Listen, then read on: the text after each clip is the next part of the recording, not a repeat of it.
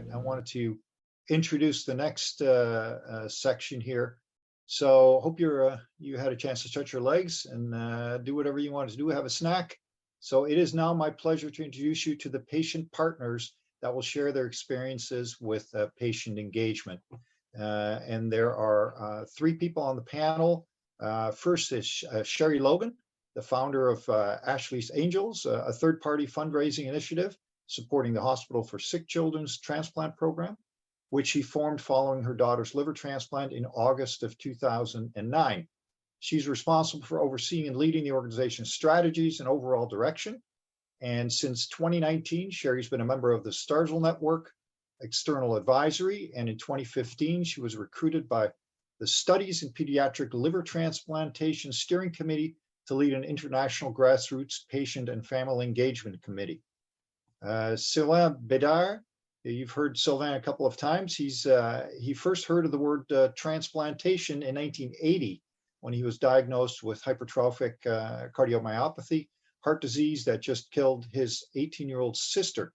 Sylvain would have to struggle for 20 years before he received the gift of life. He's a double heart transplant recipient and an active patient partner and speaker. He's also the patient coordinator at the Center for Excellence for Partnership with Patients and the Public. And finally, Heather Badenoch is a non-directed living liver donor and communications strategist. As the president of Village PR, she provides strategic communication direction and training to non or not-for-profit clients in the community and health. An active transplant volunteer, Heather helps transplant candidates find living donors by running their public appeals, small and large, pro bono. And Heather is a volunteer with the UHN, University Health Network Center for Living Organ Donation, and the CDTRP. So Mary Beaucage is going to moderate this particular session. And you've heard Mary a little bit earlier. She is Anishinaabe from the Nipissing First Nation, which is close to North Bay, Ontario. She's a vulnerable and engaging storyteller who trusts you with her story. Mary has type 2 diabetes, was diagnosed with end-stage kidney disease in 2013, for which she received dialysis. In March 2015, Mary received a kidney from her cousin Janice, who lives in Manitoba. She is patient lead with CDTRP's Theme 1 research and co-chairs the CanSolve CKD Network's Patient Governance Circle and Indigenous Peoples Engagement Research Council. Mary's interested in educating and advocating in matters of Indigenous health, patient partnership, chronic kidney disease research, as well as organ donation and transplantation. Over to you, Mary. Thank you, Rink. I really want to change it up with this section. Our goal is really to have a conversation with PFDs who have a varied levels of engagement in research and in patient engagement. So let's just set the stage. I really like that imagery of Muskoka that Samantha and Joanna were talking about earlier. So let's steal one of their fire pits and have a little fireside chat. So let's make it casual. And I know we just had your introductions, but if you could all take a moment in your words to share with us what brought you into this space and how did you get involved in patient-oriented research and what activities are you part of right now? Sylvain, I'll start with you.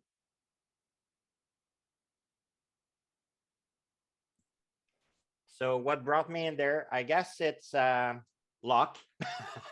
I was working in the show business for years, and suddenly a job offer came to me and said, "Would you like to be?" I was saying a patient partner in research, and I didn't know anything about it. And this has brought me like being 42 years now of experience with disease, multiple chronic disease, and suddenly going towards research and bringing my experience to collaborate in research. This is what brought me up, and the interest of sharing my experience, lived experience, and to bring more better outcomes for research is also my my goal. So making sure that patients are involved for patient and with patients in research. And there we go. I'm keeping that short. Yeah. Thanks. Can you tell me one thing you're involved in right now as a patient partner? Not in your job, but as a patient partner. As a patient partner, I'm now involved in heart failure. Access to heart failure in a new network, just like CDTRP, heart failure national network. Okay. And clinical trials. There you go. Yeah. There we go. Thanks, Sylvain. Sherrie, I'd like to go to you next. Thank you for having me. So what brought me here? Well, this journey started a long time ago, post-transplant, almost immediately post-transplant, as my husband and I were trying to figure out our roles in all of this. And, we looked at each other and we decided my role was to keep my child alive and his role was to do everything else. When I say that, people sometimes laugh and say, oh, funny, that's joke, but that was the reality we faced. We faced, the uncertainty and dealing with the potential outcomes. So for me, this really feels like an extension of motherhood, that I'm able to give back to a community that has saved my daughter's life, hopefully bring voice to areas that we have experienced gapped through this journey that we have faced. And certainly to provide the gratitude of being here and celebrating her life and the long life that she's about to continue to embark on. So, and the other question I guess you asked was, what am I involved with? So, as a patient partner, I'm a co-lead with the Exercise Hub with CDTRP, and I'm also starting a Master's in Public Health Promotion program at U of Alberta in the fall, just to extend my patient involvement a little bit more in this field. Why don't we celebrate what occurred to you recently? What happened? Yeah, it was the graduate. Like I said, I'm curiosity, and I really, I was really interested in learning more about physical activity. We came home post-transplant, and I felt that there was a bit of a gap in helping us get back on our feet in the rehab. At the age of 2, she was, this child that was, just really fragile, and we really needed that expertise to be able to move forward. So we kind of figured it out as we went. I really advocated the system and pushed for help. And so for me, this was a way of, potentially engaging myself into physical activity research projects. That's my role in Exercise Hub, to really push that rehab piece post-transplant and hopefully help fill a bit more of that gap that was there for me. Awesome. Thank you. And Heather, last but not least. Thank you very much. So I just wanted to say that I am in Ottawa, and this is built on the unceded Algonquin Anishinaabe territory. And I have been a patient in a few contexts, and so you may not know all of my contexts. I had double hernia surgery as a child, 5 spontaneous lung collapses and 2 lung surgeries when I was 25. And then 20 years later, a living liver donor who gave 22% of my liver to a stranger. And I do only know that it was a child chosen by the transplant team. So I have patient perspective in a number of areas. So as was kindly shared during my intro, I'm a communications strategist. And in my work as a consultant, which has been 10 years now, I've always chosen to work only with not-for-profit organizations. And many of those are healthcare organizations that support marginalized people who face the most barriers to care. And so this includes working with, 5 out of the 6 community health centers in Ottawa. I don't know what's wrong with the 6th one. So this includes, a supervised injection site here in Ottawa, a transgender health clinic, an organization that provides housing for people with serious mental illness and more. This is where my heart is. And I learn every day from my clients and what they do in their work. And this influences the kinds of projects as a patient that interest me the most, is the people who are facing the most barriers and what can we do. And so I donated 4 years ago, and I've since been invited in the last 2 months to be a patient partner on 2 research projects. One is CDTRP and one is not. And with the CDTRP, I've also been an innovation grant peer reviewer. So thank you. Awesome. Thank you. Thank you so much. So there's a notion that incorporating patient partners in research will naturally lead to better research. This is true. Patients can improve research, but it's not that simple. Researchers and patient partners need a concerted effort to build relationships where patients are integrated into projects as equal partners. We all know it's hard work. So given your expertise, Sylvain, can you describe how researchers have successfully incorporated you into a project and instances where you felt your partnership was meaningful? And also, is there a place for patients to take the initiative to build those relationships if the research team isn't doing it? Well, the first winning 2 goals before even starting is the willingness and the readiness of both parties. And if there's no willingness, no openness to collaborate, then don't lose your time. It's going to be so for me. And I think that the thing is really a transparent, what is the objective? What will be the role for a patient? What will be how much time it takes, and what part of the what is the capacity or the knowledge of the patient that you need to mobilize for that.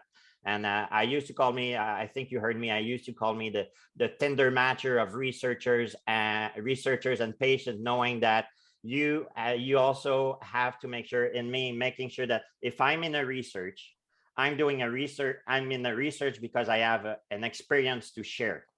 I will not participate in a kidney transplant research because I don't have the experience of that. I might know, but I prefer referring Marie Beaucage or everyone that has an experience. So the pertinence of having the experience related to the research is one of the most important, and I think the winning goal for that. And also taking your time.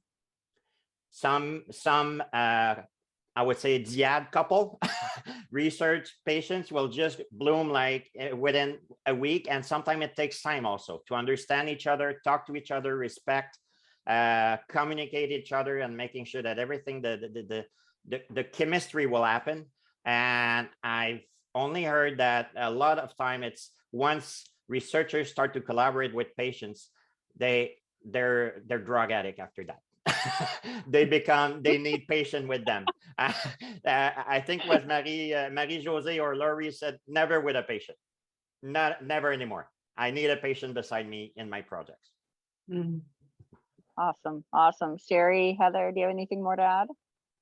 Just one thing that I'd like to say is that recently with the Exercise Hub is that we looked at applying for a grant, and the grant that we looked at was patient supported and pushed from our committee. So we got lots of patient support, and this is something, you know, that we went into. We looked at virtual telerehab supports to the community and gathering different healthcare providers and how they're functioning in the virtual world. And when we came to writing the grant proposal, I enthusiastically decided that I was going to take the first stab at writing it, and they allowed me to do that, which was really wonderful. It was a great experience for me to potentially have to be acknowledged as a co-PI in this investigation. So it was wonderful. I created the first draft, second draft, and third draft, and then passed it along. But at the end of the day, the framework that I actually proposed remained, with lots of good feedback from all researchers. So it was wonderful, and we're hopefully going to get that grant. I guess we'll stay tuned to find out. I had to write my own grant one time, and that's a lot of work. So kudos to you for sticking with it and really being open to the feedback of other people, because I know you kind of hand it in, you're just like, please like it.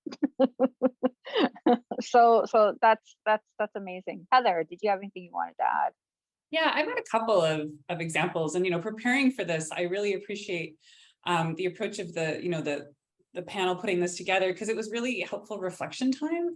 And so I'm on two projects, and one came about informally with a transplant researcher that I met on Twitter. And if we follow each other on Twitter, that I am constantly trying to share stories and research and examples and just talking about transplant as a passion. And so sometimes that's how we connect. And this one's actually not a CDTRP project, but I wanted to share it because it's a project here in Ottawa to create a new website for potential living kidney donors. And my input has been invited onto the project in a way that not only taps into my experience as a living liver donor, but also as a communications professional. And so the ability to review the website, provide feedback, not just in terms of what living donors want to know. And Mary and I, we co-admin a Facebook patient support group together that has recipients and also living donors. And so we see a lot of the questions that people have on their path to becoming a living donor. And so it was really, I appreciated the experience with that group to sort of tap into this is my communications hat feedback on this website around, navigation and text and plain language. And then here's my feedback as a living donor into what's needed. So I really appreciate working with that group. And then I have another example, and this one is not going to be totally positive, but I think that it's one that we can all learn from. And so as part of the recent innovation grant peer review process, patients and families of donors and living donors were invited to share patient perspective on research. And so we did this alongside the feedback given by researchers. And this is a learning process. We're all learning how to work together. And as I understand it, this was the second year that the peer review meetings included patients. So again, we're learning. During the review that I was part of, 2 reviewers gave their feedback, including discussing the merits of some sort of particular research process, and that's over my head. So then I was asked to give my feedback. And I had feedback. And after I finished, without any acknowledgement that I had said a word, no quick thanks, no follow-up questions, nothing from the researchers or the person sharing the meeting, the researchers resumed their conversation about the research approach. And I messaged a fellow patient to say, did I just get completely snubbed? And they said, I do think that that's what just happened. So this was rude and this was dismissive, but, and this is where the learning comes in, to her credit and to the CDTRP's credit, and I think this speaks to the values of bringing patients on board, Patricia, and I hope you don't mind me saying this, didn't miss a beat. And she immediately messaged me, she saw what had happened, and she had my back, and she encouraged me to speak up, make sure that my voice was heard. And I really appreciated Patricia's approach as this being a learning opportunity. So I want to share that, it didn't start right, but Patricia was 100% present and she was fully on it. Now, I don't know what happened behind the scenes. I have never heard from these researchers. I don't know if they know or recognize that this happened. I haven't heard from the chair or from anybody, but I just want to acknowledge that it was acknowledged, and I appreciate the team being, really on it. Thank you for sharing that, because I know we always want to share the positive things, and these situations that happen are always, like you said, Heather, opportunities for us to learn. Yeah. So thank you very much. I'm going to guide us in a different direction. We all have busy lives and commitments pulling us in different directions. So Sherrie, I want to know how you have incorporated, I know you talked a bit about your education and how that path has how you've gone on that path, but I want to know how you've incorporated patient-oriented research or patient engagement into your life. And has your family sort of gotten involved in that as well? And also, I'm curious, do you need to live in a big city or near a transplant center to get involved? Lots of great questions. I'll start with the last one. I think in this era of virtual connection, it has been so much easier to be able to engage as a patient partner with many different projects that are up there, which may not have been possible otherwise. So I think that has been a huge tool for me to access. As far as including it into my daily life, I really do live the patient engagement experience wholeheartedly. I am very curious about pushing research and this transplant medicine forward. And if there's any way that I can lend my voice, experience, knowledge, and grow my knowledge in this field, I'm more than happy to. I've always been like this from the start of transplant, where I could never know enough about procedures, treatments. I've had to know everything. And some people are overwhelmed by it, but for me, I thrive in this. I need to know everything I can. And if there's unanswered questions, this is where I feel like I have the opportunity to push. And so, our family has really gotten behind me in doing this. We are somewhat privileged to be able to, for me to be able to take on this opportunity and hopefully leaving this world a better place for transplant recipients. If I can hang my hat on anything, that's what I would love to do. And, there is as well, I'm seeing this generational opportunity. My daughter, Ashley, who had the transplant, she is now getting actively involved in patient engagement from a fundraising perspective, and also meeting with a transplant team at Sick Kids for research and pushing research and being able to pick from menus of opportunities to fund. So it's really exciting to pass the torch down as well. So hopefully I continue to be a good role model for my kids and family and help others along the way if they're interested. I'm more than happy to be a resource. That's awesome. And I think it's really, really the point too is that we want to encourage other PFDs to chart your own course or choose your own adventure. Because we're a lot of really engaged people on this panel, but you can engage as much or as little as you can. I mean, I know as a transplant recipient, somebody with chronic illness, that ebbs and flows, right? So you kind of have to listen to your body and listen to yourself and see what you can take on. But I just wanted to go to Heather and Sylvain to see if you guys had any thoughts on that as well. Okay, I'm thinking they're actually next to each other on the screen. Well, yeah, I know. Sylvain's pointing to you, but he's pointing off the screen. So yeah, I'll go to you, Heather. I get it. I mean, Mary, it's so true, right? I mean, we have super busy lives, but I think also, I mean, for me, I think that, I also, like many people, just prioritize what, really pulls at my heart and what feels like it matters to me the most. And so, like, as a full-time consultant, I have a ton of flexibility. And in some ways, I'm my own boss.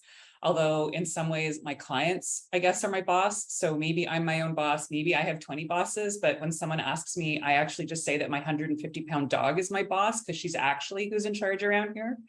But it's pretty easy to find time for the things that I want to prioritize. And as I mentioned before, so Mary and I co-moderate a support group on Facebook that's for organ recipients and living donors in Canada. And because it's Canadian only, we can really focus on like the Canadian transplant centers and support people that are here and like navigate, where's the good food near Toronto General? And like, where am I going to stay if I'm a patient, right? It's not navigating the US, insurance system or something. And I'll tell you what led to my most active volunteering. And a few years ago in the group, a mother of an infant who needed a living liver donor posted, and she's just sharing where she was at. And she said, like, I'm having a hard time. I'm really exhausted. And I feel like all the parent caregivers in this group will relate. And she said, I haven't found a donor yet. And I know I need to send another, email or message to my network, and I don't know what to write, and I can't find the energy. And I thought, I wrote her back and I said, can I help you with this? This is a thing that like I could do for you, right? I love to write. I get what a donor needs to hear. And so can I help with this? And so she said, yes, which was a lot of trust, which I was grateful that she was willing to give me. And with a bunch of other living liver donors, we wrote that letter, that email that she then sent out, and she got a donor. And that letter formed what is now the template that I've used to volunteer to run more than 20 public appeals at this point to help people find liver donors and kidney donors. And my focus has been to try to support people who face the most barriers. And we know from the research that patients participate in, and from sharing their experiences, barriers to technology, cultural barriers, no Wi-Fi, what people go through. And so it's the patient's willingness to participate in that research that's helped to understand where to focus, how to overcome it. And this is the most joyful volunteering. It's difficult at times when people get too sick to make it to transplant, but also I can remember where I was for most of the times when a patient phoned to say, I got the call and I have a donor. And it's just the most remarkable experience. Thanks. Wow. Thanks, Heather. Sylvain, did you have anything you wanted to add? Or can you top that? No, I'm just kidding. Don't top it. No, I don't want to top. So I'll go completely at the opposite. Okay. For all the researchers, by the way, patients before being patient have another life than just being patients. So if you want to include them in a research, you might have to adapt to those patients. Otherwise, well, just take the retired ones and then don't ask to be, this is important. And as one of the challenges to accept that for the researchers, and I'll say that because I'm also working with surgeons sometimes on projects, and we wait till the end of their days before doing the meeting. So why don't you want to adapt that for your patients if you want to include patients? This is really important, and the willingness of that is basically adapting for that. I think patient also needs how much time they have. I remember calling Marie Beaucage and going like, I'm overloaded. Okay, or how much will I be, do I need to be involved in that project? And how much am I ready to be involved at different level of depending on the project that you are. This is really an important, I know Heather talks about volunteering, but if you're asking a patient to miss half a day of work, do you have compensation for that? Yeah. Or he's losing money and you have no more or less recognition. So it's compensation to recognize, first of all, the expertise, but also that he's leaving work or whatever for compensation for that. And it's not about making money, it's about recognitions. And I'm okay doing patient partnership, but I don't want to lose money every time I do that. This will come, and being a patient is already losing money systematically anyway. So, and bring my experience is also a winning goal. And time is there, and I sure you have other questions, Marie. Go ahead. Thank you, Sylvain. Thank you, Sylvain. But you've raised some good points, and I think, you know, I've talked to some patient partners who are like, oh, I don't want to get paid for doing this. I don't do this for the money. And you know, it's educating the patient partners too, that the money isn't just, like you say, it's not to make money. It's to recognize what you're bringing to the table, because the researchers are doing this as part of their job. They're getting paid to be in these situations, right? We're not. So that, like you say, the time we take away has to be compensated somehow, and money is a commodity that everybody responds to. So that's how I look at it. As we learned, in yesterday's equity, diversity, and inclusion block, there's a lot of work to be done to identify patient partners that reflect our communities and patient populations. And Heather and I, you have had conversations on several occasions about you've taught me about looking at panels and how they're comprised. Are they all, you know, white males? Are they all, you know, of a certain descent? You know, is there diversity in the panel? And you and I have had really impassioned conversations about this from both points of view. And but we can still come out of it. Our gloves are clean and we're fine. But given your experience, how can patients and researchers better identify and include patient partners that reflect our diversity? I think it's so kind of you to say that you learned from me, because I learn from you all the time. And so I appreciate the emotional labor that you sometimes put in to say, Heather, in a wonderful way. So I learn all the time from Mary. I mean, also I'm learning all the time. So I'm a white, cis, straight, married, employed. I made a list: Canadian born, I have a degree, I've had positive healthcare experiences. My parents and grandparents have positive healthcare experiences. So this is, you know, a lens that I bring in, but I still try to be an ally. And sometimes I do a good job. So a year ago, some of you will remember this, but a year ago, research was published with a very transphobic title in a large transplant publication. And I took to Twitter to get it taken down, and it was taken down within hours, and the publication apologized. And it's not up to, you know, necessarily in that case, the trans community, the LGBTQ+ community, every time to do the heavy lifting, right? And so I'm also a volunteer right now to do media relations with a transgender candidate in Ottawa to become mayor. And so I think amplifying, you know, really important voices is part of what we can be doing. I also just want to say and acknowledge 100% that I get it wrong. I go about things the wrong way. I could share stories if we had time of like different times where I've absolutely gotten it wrong. So I think in those cases, you know, when we get it wrong, we listen and we learn. I think, Mary, this is an expression that you taught me, but like, it's not the time to shed white people tears when you mess it up. Is that the expression? White people tears? Yeah, right? So like, yeah, you like examine yourself, take ownership of your own learning, do better next time, right? But I also think that we can, you know, to be allies, not ever speak for others, but also take on some of the emotional labor and do the work. It's not always up to like the BIPOC patients and colleagues to do the heavy lifting around diversity, equity, and inclusion. But, you know, and this is, you know, but it doesn't mean that the straight white folks also do all the talking and take over. So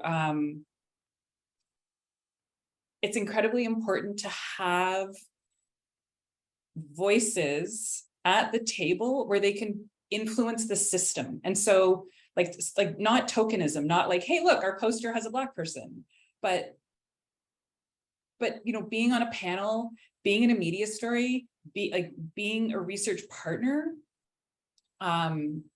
is an opportunity to influence the system. So when we can use like our privilege or our access to say, I'm not the voice you need right now, like I really think that there's, you know, other voices that are super important, then I think that, you know, when possible and when it's appropriate, we can do that. And you know, and hats off, you know, again, you know, I guess I'm the Patricia fan club today.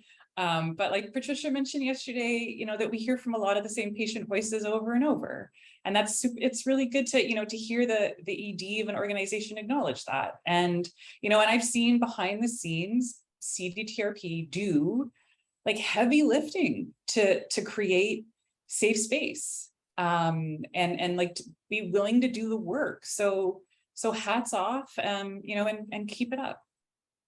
Thanks. And I see Rink has put his camera on, and I know we're getting close to time, but I've been noticing Sherrie's head nodding, and I know she has experience in speaking to this as well. So I just want to get some thoughts from you as well. Okay, well, thank you. Just to quickly keep it brief, but I think Heather, you were wonderful in the way that you explained all of that. I think it is important that for us that are, I'm one of the patient partners that are probably seen a lot on many different committees. So it is my voice that tends to be there. But I think my role in order to help enrich the experience is to be able to use my voice to create ways that other people can get involved. So things like, we had a really good, rich discussion about how can we get more diversity into our groups. And one of the things is, like, if we look, even today's meeting, it's in the middle of a Thursday. So we think about like the timing and how adaptable that is for a single parent who works, or for someone with little ones running around crazy in the house right now, or, like there's just so many ways we need to potentially look at adapting to people that can't be here. How can we get them here? And it's not always the most convenient. And it's not only time, it may take a lot more time to get into these communities and be able to get their voices. But I think this is great that we're having this conversation, because it allows us to brainstorm ways that we can use this platform, which I think CDTRP is doing an amazing job of, is looking at these hard questions. How do we do this? But I think that as a group, problem solving ways to make sure we get the right voices there. And it necessarily, like I said, won't be convenient for researchers to maybe do the work and get the voices that we need to hear. But I think it's worth our while, because I think it's very needed to be here. Thank you all so much. It was a really rich discussion, and I really appreciate you all committing to being part of this panel. Thank you so much. Thanks, Mary. And I'll pass it over to Rink. All right, thank you. Yeah, so I didn't know I had that much power. I just turned on my camera and boom, everything changed. So thank you very, very much for that conversation. I took that as my time cue. That's right. I appreciate it.